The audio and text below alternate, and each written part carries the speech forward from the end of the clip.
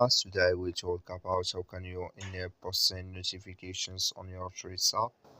You just follow these ways, then it's going to work with you. All you have to do, just go down, clicking this sign down here.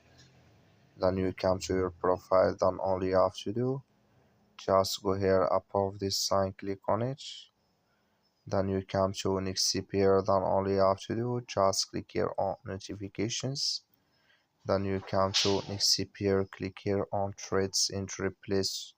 Just click on it here, then you go down, so you come here to additional options in system settings. Just click on it.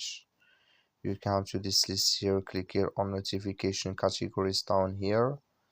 So you come here to posting, click in this sign.